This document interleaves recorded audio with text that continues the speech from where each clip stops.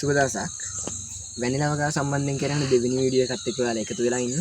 පළවෙනි වීඩියෝ එකේදී අපි කතා කරා කොහොමද නිවැරදිව වැනිලා වලක් පරාගණය කරන්න කියන කාරණය. ඒක ඔයාලට බලන්න පුළුවන් channel එකේ වීඩියෝ එක තියෙනවා. ඒ වගේම අද වීඩියෝ එකකින් අපි කතා කරන්න යන්නේ ශේෂ්ත්‍රයේ වැනිලා වලක් හිටවද්දී කොයි විදිහේ වැනිලා වලක්ද තෝරගන්නේ, එතනින් එහාට කොයි විදිහේ බිම සකස් කරගන්නේ වගේ දේවල් අපි කතා කරන්න යන්නේ.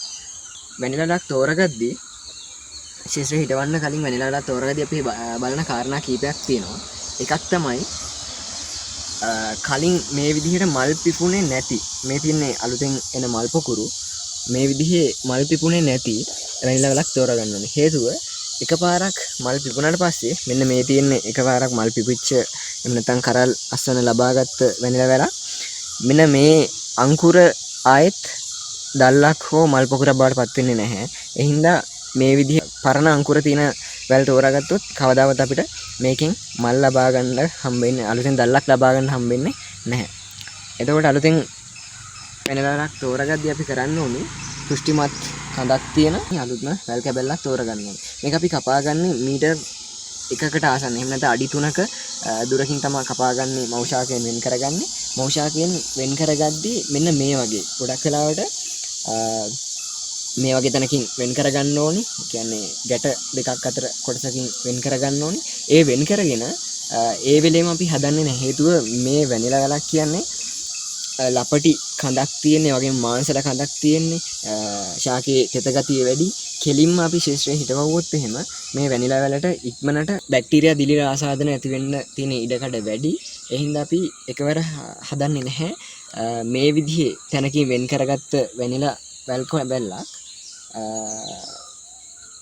පත්‍ර 3-4ක් වගේ කොටසක් මේ විදිහට කපලා අයින් කරලා මේක හෙවණක එල්ලලා තියෙන්න ඕනේ සතියක්. ඒකට අපි කියනවා පූර්ව ප්‍රතිකාරය කියලා.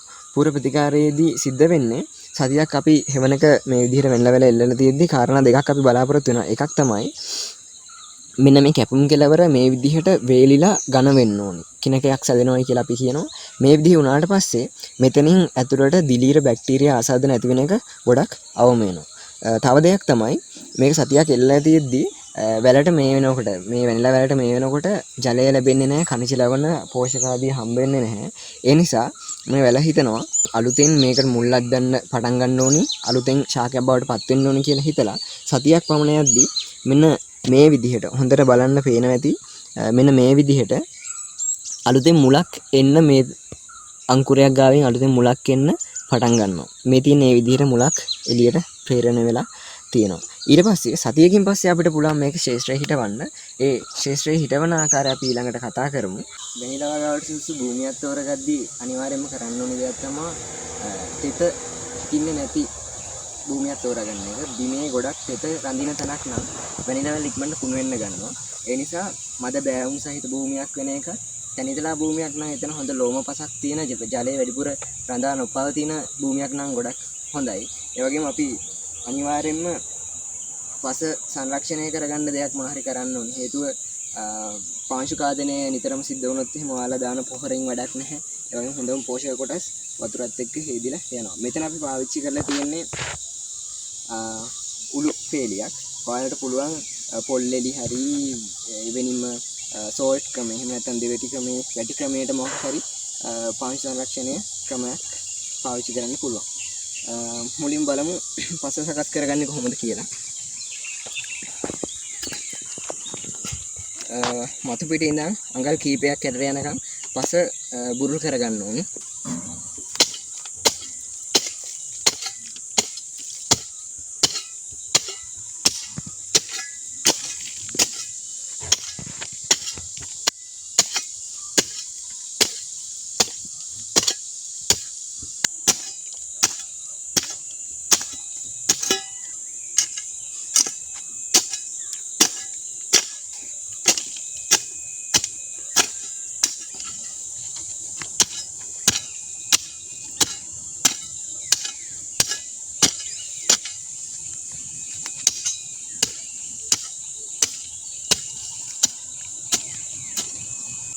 ආධාරක ශාකය අතර විස්කම්භය අඩි 3ක් වෙන විදිහට වටේට පස සකස් කරගත්තට පස්සේ අපි කොම්පෝස්ට් පොහොර මේකට පාවිච්චි කරනවා මේ පෝෂක විදිහට.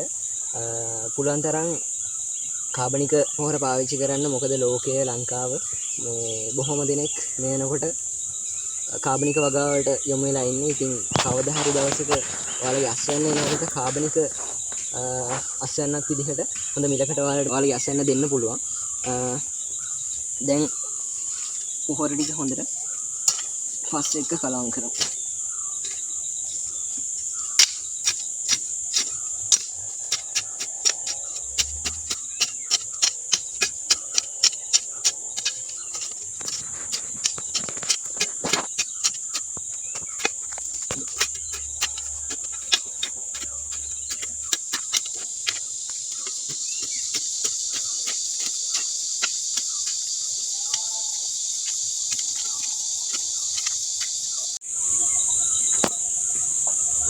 පොහොර යොදලා බිම සකස් කරගත්තට පස්සේ අපි ආධාරක ශාකය ගැන පොඩ්ඩක් කතා කරමු.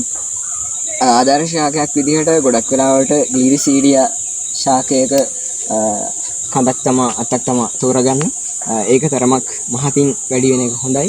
ඒ වගේම අඩි 5ක් 6ක් උසට තෝරගන්න ඕනේ මේ කණුව හදා ගන්න ඕනේ. ඊට පස්සේ මේක ගොඩක් වෙලාවට මාස 6කට කලින් හදන්න හේතුව මේ අතු මේක නම් මාස 2කමාරක් 3ක් විතර වෙන ශාකයක්. මාස 6ක් විතර ගියාම මේකේ අතුපතර හොඳට විහිදිලා මාස 6කට පස්සේ හදන වැනිලා වැල් කැබල්ලට හොඳට හෙවණ තියෙනවා. ඒ නිසා ඒක අවුවෙන් ආරක්ෂා වෙනවා. ඒ වගේ දේවල් ඉඳලා තමයි මාස 6කට කලින් හදන්න කියන්නේ. ප්‍රශ්නයක් නැහැ. අපිට පුළුවන් ඒ වෙනුවට වෙනින් විකල්ප යොදන්න. දැන් අපි වැනිලා වැල් කැබල්ලක් මේ ආධාරක ශාකයට හිටවන්න යන්නේ. අපි කලින් කතා කරපු විදිහට පූර්ව ප්‍රතිකාරයකට ලක් කරපු වැනිලා වැල් කැබල්ලක් මේ තියෙන්නේ. ඒ වගේම මතක් කරලා තෝරගන්න ඕනේ ගොඩ දෙනෙක්ට වර්ධින තැනක් තමයි මේ වැනිලා වැලේ උඩ පැත්ත මේක කියන එක. පත්‍රයක් තියෙනවා. පත්‍රයට උඩින් කක්ෂී අංකුරය තියෙනවා. අන්න ඒ පැත්ත තමයි ඉහළට අපි හිටවන්න ඕනේ.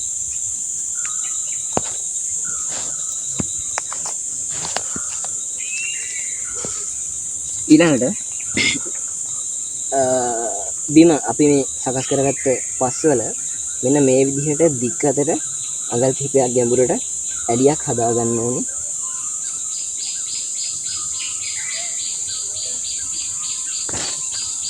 මේ විදිහ ඇලියක් හදාගත්තට පස්සේ අපිට පුළුවන් වැනිලා වැල මේකට සම්බන්ධ කරන්න.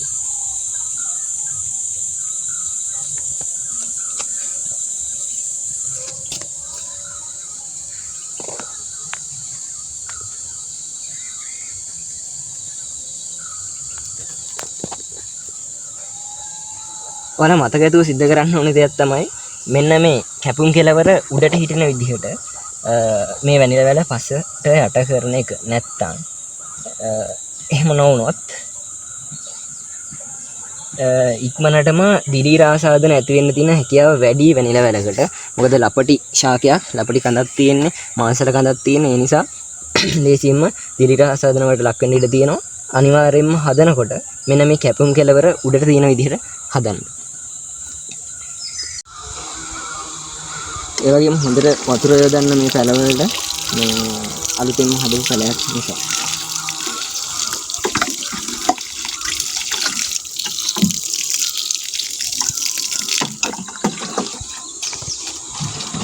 තව දෙයක් මේ දැන් හදපු වැනිලා වැලේ හොඳට මුල් ඇදලා නැහැ. ඒ නිසා ඉක්මනට ජලය උරා ගන්න හැකියාව අඩුයි මේ වැනිලා වැල කැබල්ලට. ඒ නිසා වැඩිපුර ලැබෙන ඉරේලියෙන් ආරක්ෂා වෙන්න අපි මේ විදිහේ හේවණක් යොදන්න ඕනේ මේ ශාකයට. මෙතෙන්දී පුවක් අතු පාවිච්චි කරලා තියෙන්නේ. ඔයාලට කෙසෙල් පරණැල් හරි වෙනම මොන හරි දෙයක් පාවිච්චි කරන්න පුළුවන්.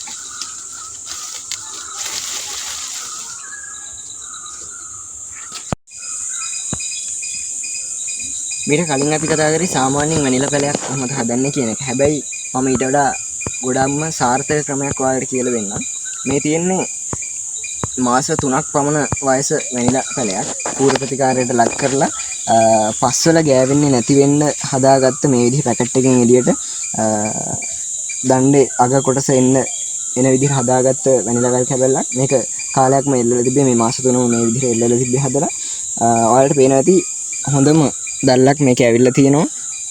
මේ වගේ පැලයක් හදවුවොත් එහෙම ගොඩක්ම සාර්ථක පැලයක් ලබා ගන්න පුළුවන්. හේතුව මේ වෙනකොට හොඳට මුල් ඇදලා තියෙන්නේ. ඉක්මනට මේකේ වර්ධනයක් අපිට දකින්න පුළුවන්. දැන් අපි මේක ශේෂ්ත්‍රයේ හදන හැටි බලමු.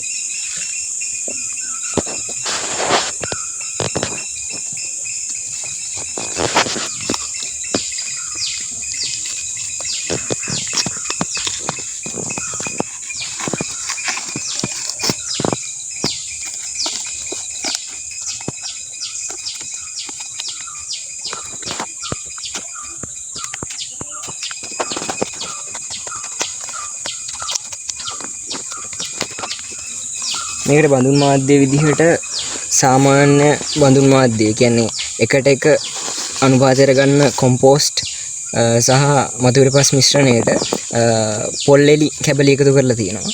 බලන්න හොඳට මුල් ඇදලා තියෙනවා මේ ශාකයේ. කලින් කතා කරපු විදිහට අඩි 3ක විස්කම්භයක් සහිතව බිම සකස් කරගෙන අපි තියෙන්නේ. ඊට පස්සේ මේ විදිහේ ඇලියක් හදලා පරිස්සමට මුල් කැඩෙන්නේ නැති වෙන්න මේ වෙනදාලා අපි මෙතන ඉඳවලා තියෙන්නේ. ඊට පස්සේ අර කලින් කිව්වා වගේම මෙන්න මේ කැපුම් කෙලවර උඩට හිටින විදිහට අපි මේක පොහොර පස් වලින් වහමු.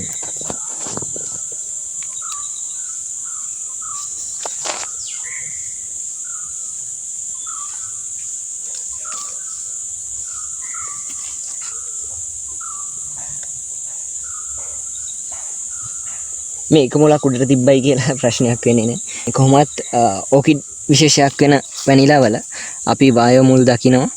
වතුර මදි කාලවලදී ඒ විදිහේ මුල් ඇවිල්ලා වයිගෝලෙන් තරමක් ජලය උරා ගන්නවා. ඒ නිසා ඒක ප්‍රශ්නයක් වෙන්නේ නැහැ. දැන් අපි ක්‍රම දෙකකට වැනිලා වැල් හදන විදිහ කතා කරලා තියෙන්නේ. පුළුවන් තරම් ඔයාලා මේ විදිහට පැකට් එකක හදලා තියාගෙන පරිස්සමට හදලා තියාගෙන හදන්න. ඒ ක්‍රමෙන් අපිට බොහොම ඉක්මනට හොඳ ශාකයක් ලබා ගන්න පුළුවන්. තව දෙයක් ඔයාලා වැනිලා වැල් කැබලි හොයාගත්තේ ඉඩෝර කාලයක නම් ඒක එහෙමම සතියකින් හදන්න බෑ. ඒ නිසා පුළුවන් තරම් මේ විදිහට හදාගත්තාම ඔයාලට වැස්ස කාලයක් ආපුවාම ලේසියෙන්ම ශීර්ෂයේ හිටවන්න පුළුවන් මේ විදිහ වැනිලා වැල.